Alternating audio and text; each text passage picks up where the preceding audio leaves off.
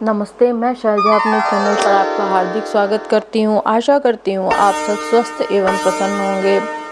आज श्रीमद् भागवत महापुराण के षष्ठम स्कंद में अथ चतुर्दशो अध्याय की कथा है। वृत्रासुर का पूर्व चरित्र। चलिए कथा शुरू करते हैं। राजा परीक्षित ने कहा, भगवान वृत्रासुर का स्वभाव तो बड़ा रजोगुणी तमोगुणी था। वह देवताओं को कष्ट पहुंचाकर पाप भी करता था। ऐसी स्थिति में भगवान नारायण के चरणों में उसकी सुदृढ़ भक्ति कैसे हुई।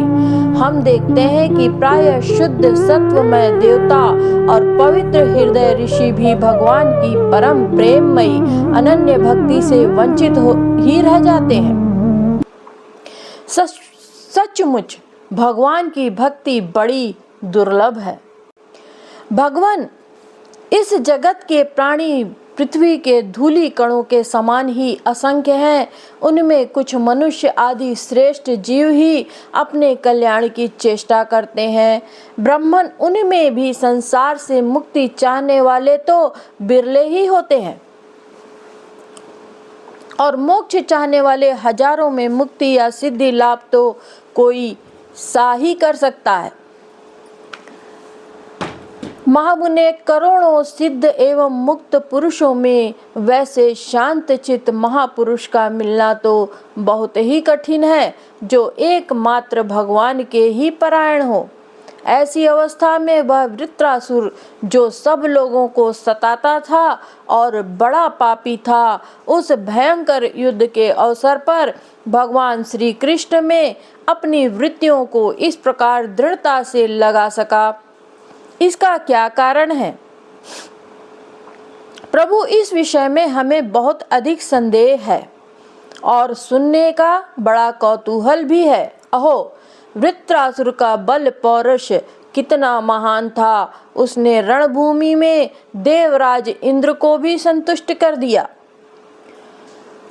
सूत जी कहते हैं, शौनक आदि ऋषियों भगवान शुकदेव जी ने परम श्रद्धालु राजश्री परीक्षित का यह श्रेष्ठ प्रश्न सुनकर उसका अभिनंदन करते हुए यह बात कही। श्री शुकदेव जी ने कहा, परीक्षित, तुम सावधान होकर यह इतिहास सुनो। मैंने इसे अपने पिता व्यास जी, देवर्षि नारद और महर्षि देवल के मुंह से भी विधि पूर्वक सुना है। प्राचीन काल की बात है। शूरसेन देश में चक्रवर्ती सम्राट महाराज चित्रकेतु राज्य करते थे। उनके राज्य में पृथ्वी स्वयं ही प्रजा की इच्छा के अनुसार अन्न रस दे दिया करती थी। उनके 1 करोड़ रानियां और वे स्वयं संतान उत्पन्न करने में समर्थ भी थे, परंतु उनमें से किसी के भी गर्भ से कोई संतान न हुई। यो महाराज चित्रकेतु को किसी बात की कमी नहीं थी। सुंदरता, उदारता, युवावस्था, कुलीनता, विद्या, ऐश्वर्य और संपत्ति आदि सभी गुणों से वे संपन्न थे। फिर भी उनकी पत्नियां बांझ थी, इसलिए उन्हें बड़ी चिंता रहती थी। वे सारी पृथ्वी के एक छत्र सम्राट थे। बहुत सी सुंदरी रानियां थी तथा सारी पृथ्वी उनके वश में थी। सब प्रकार की संपत्तियां उनकी सेवा में उपस्थित थी, परंतु वे सब वस्तुएं उन्हें सुखी न कर सकी। एक दिन शाप और वरदान देने में समर्थ अंगिरा ऋषि स्वच्छंद रूप से विभिन्न लोकों में विचरते हुए राजा चित्रकेतु के महल में पहुंच गए। राजा ने प्रत्युत्थान और अर्घ्य आदि से उनकी विधि पूर्वक पूजा की। आतिथ्य सत्कार हो जाने के बाद जब अंगिरा ऋषि सुख पूर्वक आसन पर विराज गए, तब राजा चित्रकेतु भी शांत भाव से उनके पास ही बैठ गए। महाराज, महर्षि अंगिरा ने देखा कि यह राजा बहुत विनयी है और मेरे पास पृथ्वी पर बैठकर मेरी भक्ति कर रहा है। तब उन्होंने चित्रकेतु को संबोधित करके उसे आदर करते हुए यह बात कही। अंगिरा ऋषि ने कहा, राजन, तुम अपनी प्रकृतियों, गुरु, मंत्री, राष्ट्र, दुर्ग, कोष, सेना और मित्र के साथ सकुशल तो हो ना? जैसे जीव महत्व आदि 7 आवरणों से घिरा रहता है, वैसे ही राजा भी इन 7 प्रकृतियों से घिरा रहता है। उनके कुशल से ही राजा की कुशल है। नरेंद्र, जिस प्रकार राजा अपनी उपर्युक्त प्रकृतियों के अनुकूल रहने पर ही राज्य सुख भोग सकता है, वैसी ही प्रकृतियां भी अपनी रक्षा का भार राजा पर छोड़कर सुख और समृद्धि प्राप्त कर सकती हैं। राजन, तुम्हारी रानियां, प्रजा, मंत्री, सलाहकार, सेवक, व्यापारी, अमात्य अर्थात दीवान, नागरिक, देशवासी, मंडलेश्वर, राजा और पुत्र तुम्हारे वश में तो है ना? सच्ची बात तो यह है कि जिसका मन अपने वश में है, उसके ये सभी वश में होते हैं। इतना ही नहीं, सभी लोक और लोकपाल भी बड़ी सावधानी से उसे भेंट देकर उसकी प्रसन्नता चाहते हैं। परंतु मैं देख रहा हूं कि तुम स्वयं संतुष्ट नहीं हो। तुम्हारी कोई कामना अपूर्ण है। तुम्हारे मुंह पर किसी आंतरिक चिंता के चिन्ह झलक रहे हैं। तुम्हारे इस असंतोष का कारण कोई और या स्वयं तुम ही हो। शुकदेव जी कहते हैं, परीक्षित, महर्षि अंगिरा यह जानते थे कि राजा के मन में किस बात की चिंता है।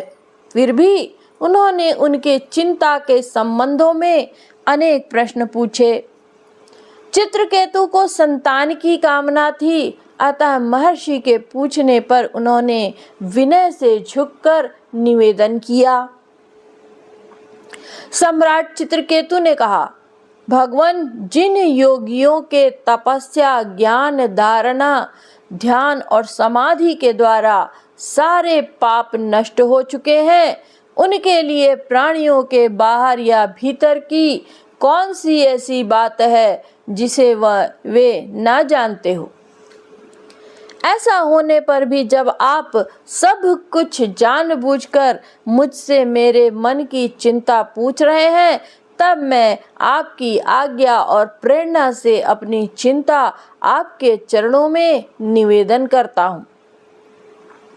मुझे पृथ्वी का साम्राज्य, ऐश्वर्य और संपत्तियां, जिनके लिए लोकपाल भी लालायित रहते हैं, प्राप्त हैं, परंतु संतान न होने के कारण मुझे इन सुख भोगों से उसी प्रकार तनिक भी शांति नहीं मिल रही है।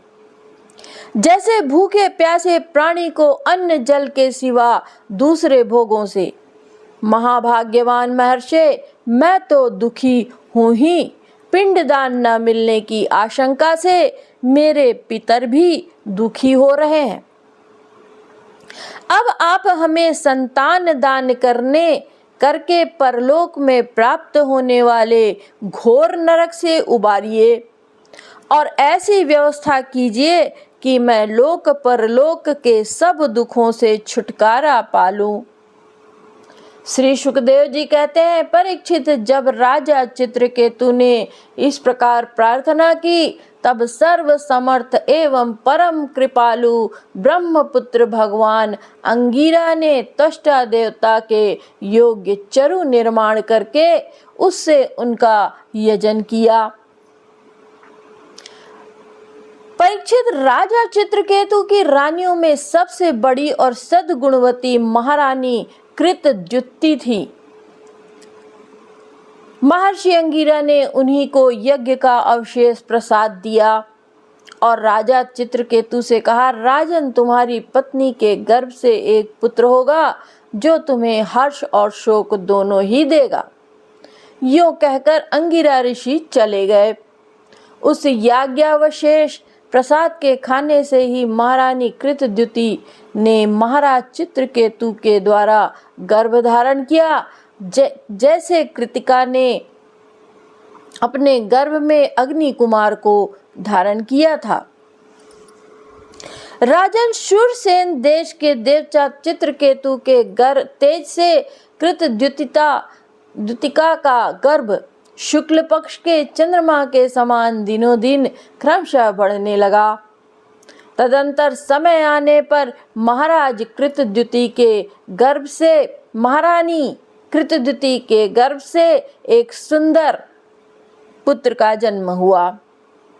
उसके जन्म का समाचार पाकर शूरसेन देश की प्रजा बहुत ही आनंदित हुई। सम्राट चित्रकेतु के आनंद का तो कहना ही क्या था। वे स्नान करके पवित्र हुए।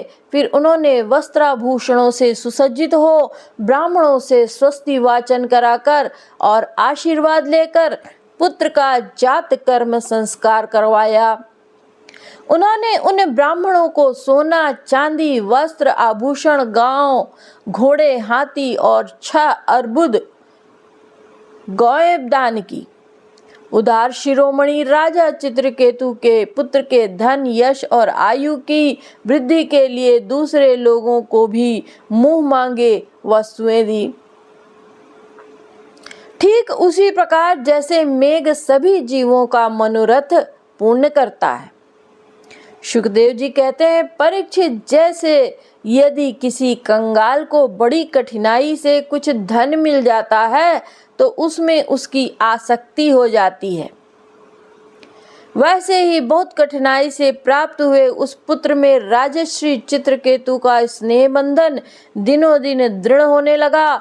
माता कृतद्युति को भी अपने पुत्र का पर मोह के कारण बहुत स्नेह था, परंतु उनकी 7 रानियों के मन में पुत्र की कामना से और भी जलन होने लगी।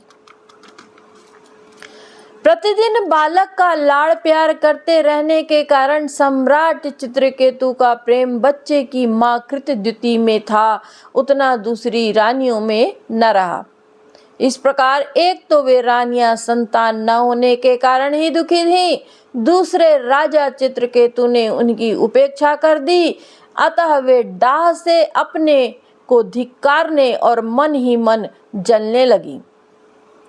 वे आपस में कहने लगी, अरे बहनों, पुत्रहीन स्त्री बहुत ही अभागिनी होती है।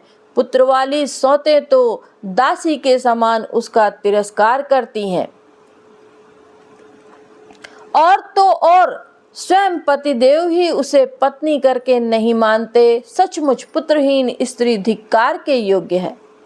भला दासियों को क्या दुख है, वे तो अपने स्वामी की सेवा करके निरंतर सम्मान पाती रहती हैं, परंतु हम अभागिनी को इस समय उनसे भी गई बीती हो रही हैं और दासियों की दासी के बार बार तिरस्कार पा रही हैं। परीक्षित, इस प्रकार वे रानियां अपनी सौत की गोद भरी देखकर जलती रहती थी और राजा भी उनकी ओर से उदासीन हो गए थे, परंतु उनके मन में कृतद्युति के प्रति बहुत अधिक द्वेष हो गया। द्वेष के कारण रानियों की बुद्धि मारी गई, उनके चित्त में क्रूरता छा गई। उन्हें अपने पति चित्रकेतु का पुत्र स्नेह सहन न हुआ, इसलिए उन्होंने चिढ़कर नन्हे से उस राजकुमार को विष दे दिया। महारानी कृतद्युति को सौतों की इस घोर पापमयी करतूत का कुछ भी पता नहीं था। उन्होंने दूर से देखकर समझ लिया कि बच्चा सो रहा है, इसलिए वे महल में इधर उधर डोलती रहीं।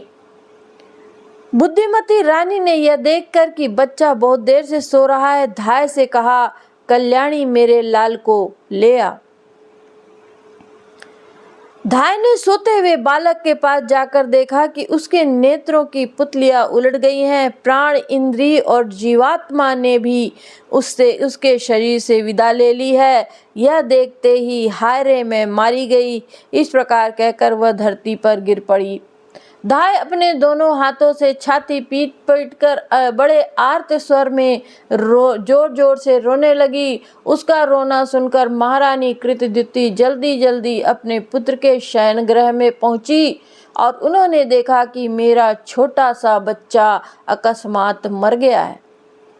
तब वे अत्यंत शोक के कारण मूर्छित होकर पृथ्वी पर गिर पड़ी। उनके सिर के बाल बिखर गए, शरीर पर के वस्त्र अस्त व्यस्त हो गए। तदंतर महारानी का रुदन सुन रनिवास के सभी स्त्री पुरुष वहीं दौड़ आए और सहानुभूतिवश अत्यंत दुखी होकर रोने लगे। वे हत्यारी रानियां भी वहां आकर झूठ मूठ रोने का ढोंग करने लगी। जब राजा चित्रकेतु को पता लगा कि मेरे पुत्र की अकारण ही मृत्यु हो गई है, तब अत्यंत स्नेह के कारण शोक के आवेग से उनकी आंखों के सामने अंधेरा छा गया। वे धीरे धीरे अपने मंत्रियों और ब्राह्मणों के साथ मार्ग में गिरते पड़ते मृत बालक के पास पहुंचे और मूर्छित होकर उनके पैरों के पास गिर पड़े। उनके केश और वस्त्र इधर उधर बिखर गए। वे लंबी लंबी सांस लेने लगे। आंसुओं की अधिकता से उनका गला रूंध गया। वे कुछ भी न बोल सके। पति प्राणा रानी कृतद्युति अपने पति चित्रकेतु को अत्यंत शोकाकुल और इकलौते नन्हे से बच्चे को मरा हुआ देखकर भारी भारी भांति भांति विलाप करने लगी। उनका यह दुख देखकर मंत्री आदि सभी उपस्थित मनुष्य शोकग्रस्त हो गए। महारानी के नेत्रों से इतने आंसू बह रहे थे कि उनकी आंखों का अंजन लेकर केसर और चंदन से चर्चित वक्षस्थल को भिगोने लगे। उनके बाल बिखर रहे थे तथा उनमें गुथे हुए फूल गिर रहे थे। इस प्रकार वे पुत्र के लिए कुररी पक्षी के समान उच्च स्वर में विविध प्रकार से विलाप कर रही थी। वे कहने लगी, अरे विधाता, सचमुच तू बड़ा मूर्ख है जो अपनी सृष्टि के प्रतिकूल चेष्टा करता है। बड़े आश्चर्य की बात है कि बूढ़े बूढ़े तो जीते रहें और बालक मर जाए। यदि वास्तव में तेरे स्वभाव में ऐसी विपरीतता है, तब तो तू जीवों का अमर शत्रु है। यदि संसार के प्राणियों के जीवन मरण का कोई क्रम न रहे, तो वे अपने प्रारब्ध के अनुसार जन्मते मरते रहेंगे। फिर तेरी आवश्यकता ही क्या? तूने संबंधियों में स्नेह बंधन तो इसलिए डाल रखा है कि वे तेरी सृष्टि को बढ़ाएं, परंतु तू इस प्रकार बच्चों को मारकर अपने किए कराए पर अपने हाथों से पानी फेर रहा है। फिर वे अपने मृत पुत्र की ओर देखकर कहने लगी, बेटा, तुम्हारे बिना अनाथ और दीन हो रही हूँ। मुझे छोड़कर इस प्रकार चले जाना तुम्हारे लिए उचित नहीं है। तनिक आंख खोलकर देखो तो सही, तुम्हारे पिताजी तुम्हारे वियोग में कितने शोक संतप्त हो रहे हैं। बेटा, जिस घोर नरक को निसंतान पुरुष बड़ी कठिनाई से पार कर पाते हैं, उसे हम तुम्हारे सहारे अनायास ही पार कर लेंगे। अरे बेटा, तुम इस यमराज के साथ दूर मत जाओ, यह तो बड़ा निर्दयी है। मेरे प्यारे लल्ला और राजकुमार, उठो बेटा, देखो तुम्हारे साथी बालक तुम्हें खेलने के लिए बुला रहे हैं। तुम्हें सोते सोते बहुत देर हो गई, अब भूख लगी होगी, उठो कुछ खा लो, और कुछ नहीं तो मेरा दूध ही पी लो और अपने स्वजन संबंधी हम लोगों का शोक दूर करो। प्यारे लाल, आज मैं तुम्हारे मुखारविंद पर यह भोली भाली मुस्कुराहट और आनंद भरी चितवन नहीं देख रही हूँ। मैं बड़ी अभागनी हूँ। हाय हाय, अब भी मुझे तुम्हारी सुमधुर तोतली बोली नहीं सुनाई दे रही है क्या? सचमुच निठुर यमराज तुम्हें उस परलोक में ले गया जहां से फिर कोई लौटकर नहीं आता। श्री सुखदेव जी कहते हैं, परीक्षित, जब सम्राट चित्रकेतु ने देखा कि मेरी रानी अपने मृत पुत्र के लिए भांति भांति से विलाप कर रही है, तब वे शोक से अत्यंत संतप्त हो फूट फूट कर रोने लगे। राजा रानी के इस प्रकार विलाप करने पर उनके अनुगामी स्त्री पुरुष भी दुखित होकर रोने लगे। इस प्रकार सारा नगर ही शोक से अचेत सा हो गया। राजन महर्षि अंगिरा और देवर्षि नारद ने देखा कि राजा चित्रकेतु पुत्र शोक के कारण चेतनाहीन हो रहे हैं, यहाँ तक कि उन्हें समझाने वाला भी कोई नहीं है। तब वे दोनों वहां आए।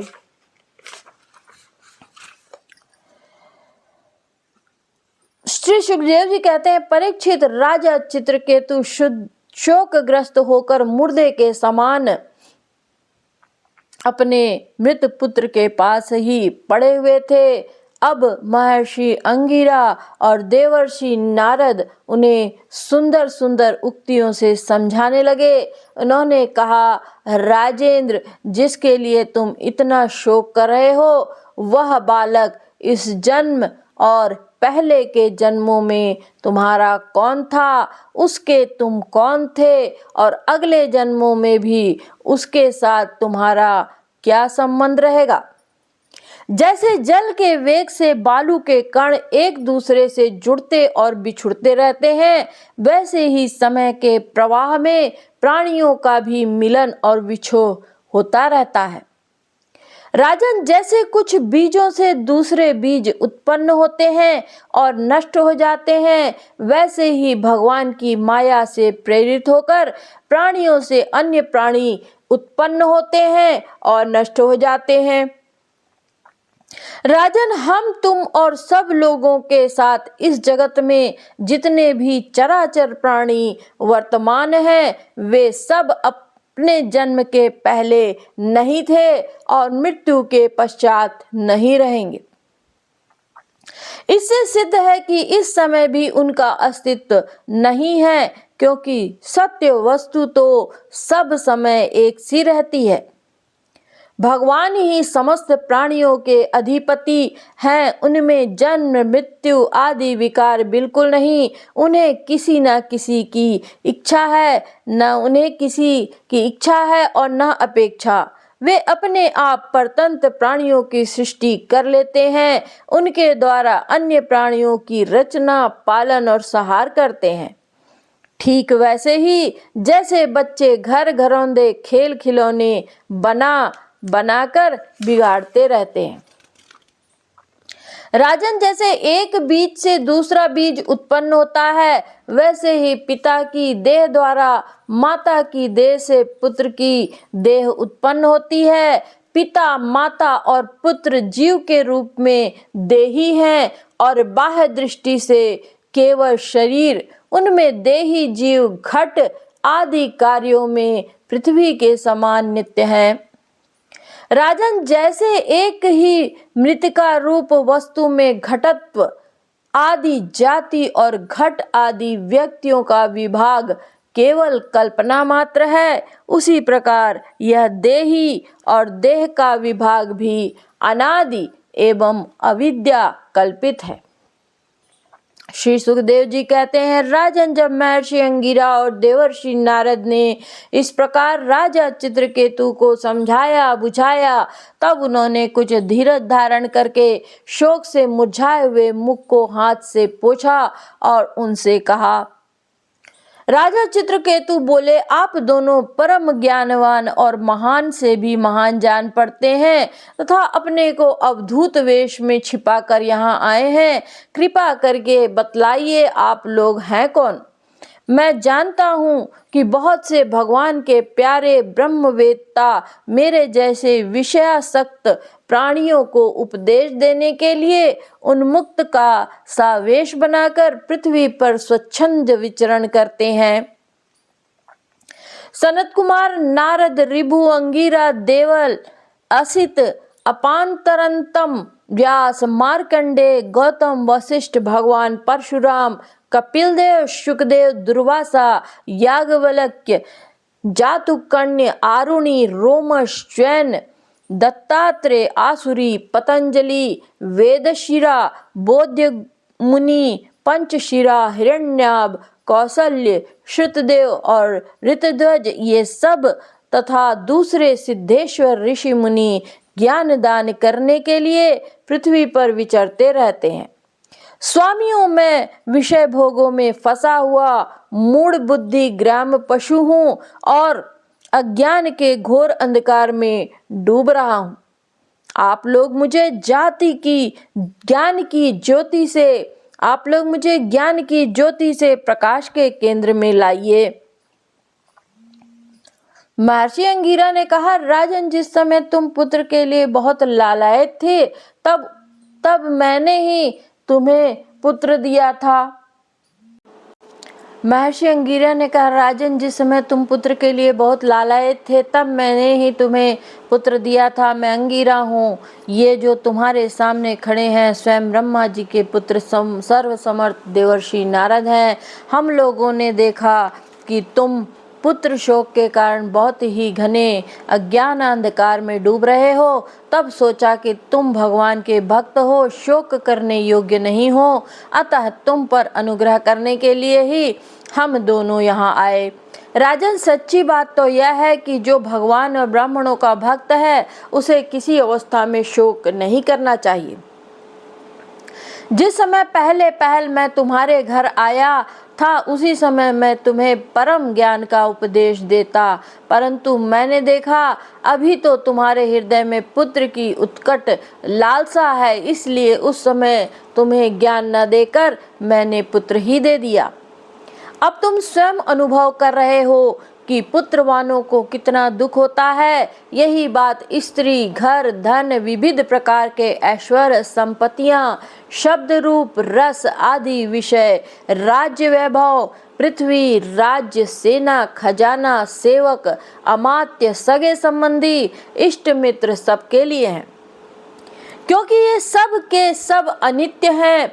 शूरसेन, अतएव ये सभी शोक, मोह, भय और दुख के कारण हैं, मन के खेल खिलौने हैं, सर्वथा कल्पित और मिथ्या हैं, क्योंकि ये न होने पर भी दिखाई पड़ रहे हैं। यही कारण है कि ये एक क्षण दिखने पर भी दूसरे क्षण लुप्त हो जाते हैं। ये गंधर्व नगर स्वप्न, जादू और मनोरथ की वस्तुओं के समान सर्वथा असत्य है। जो लोग कर्म वासनाओं से प्रेरित होकर विषयों का चिंतन करते रहते हैं उन्हीं का मन अनेक प्रकार के कर्मों की सृष्टि करता है। जीवात्मा का यह देह जो पंचभूत, ज्ञानेंद्रिय और कर्मेंद्रियों का संघात है, जीव को विविध प्रकार के क्लेश और संताप देने वाली कही जाती है। इसलिए तुम अपने मन को विषयों में भटकने से रोककर शांत करो, स्वस्थ करो और फिर उस मन के द्वारा अपने वास्तविक स्वरूप का विचार करो तथा इस दैत भ्रम में नित्यत्व की बुद्धि छोड़कर परम शांति स्वरूप परमात्मा में स्थित हो जाओ। देवर्षि नारद ने कहा कि राजन, तुम एकाग्रचित्त से मुझसे यह मंत्रोपनिषद ग्रहण करो। इसे धारण करने से 7 रात में तुम्हें भगवान संकर्षण का दर्शन होगा। नरेंद्र, प्राचीन काल में भगवान शंकर आदि ने श्री शंकरषण देव के ही चरण कमलों का आश्रय लिया था। इससे उन्होंने द्वैत भ्रम का परित्याग कर दिया और उनकी उस महिमा को प्राप्त हुए जिससे बढ़कर तो कोई है ही नहीं, समान भी नहीं है। तुम भी बहुत शीघ्र ही भगवान के उसी परम पद को प्राप्त कर लोगे।